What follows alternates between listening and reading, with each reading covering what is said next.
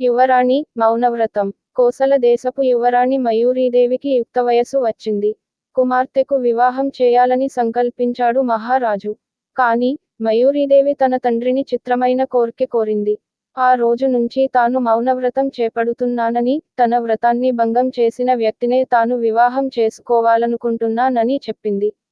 ఎందరో యువకులు వచ్చి యువరాణి మౌనవ్రతాన్ని భంగపరచాలని ప్రయత్నించారు. వారిలో ఎందరో అందగాళ్ళు, వీరులు, శూరులు ఉన్నారు. అయినా ఎవ్వరూ ఆమె మౌనవ్రతాన్ని ఛేదించలేకపోయారు. రోజులు గడిచిపోతూ అన్నాయి. ఇక తాను తన కుమార్తెకు వివాహం చేయలేనేమోనన్న దిగులు పట్టుకుంది మహారాజుకు.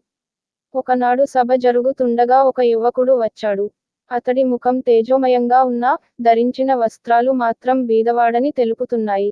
అతడు మహారాజు దగ్గరకు వచ్చి నమస్కరించి, మహారాజా, యువరాణిగారు కొంతకాలం కిందట నన్ను వివాహం చేసుకున్నారు. కాని నేను నిరుపేదను కావడంతో ఆ విషయానికి మీకు చెప్పలేక ఇలా మౌనవ్రతం అంటూ కాలం గడుపుతున్నారు అన్నాడు. వెంటనే మయూరీదేవి లేచి, అంతా అబద్ధం. ఇతను ఎవరో నాకు తెలియదు అంటూ గట్టిగా అరిచింది. అతను చిరునవ్వు నవ్వి, అవును, నేనెవరో మీకు తెలియదు. నేను అవంతి దేశపు యువరాజు వివేకవర్ధనుడిని. మీ మౌనవ్రతాన్ని భంగం చేయడానికే అబద్ధం చెప్పా నంటూ మారువేషాన్ని తొలగించాడు. వివేకవర్ధనుడి చతురతకు మెచ్చిన మహారాజు తన కుమార్తెనిచ్చి అంగరంగ వైభవంగా పెళ్లి జరిపించాడు.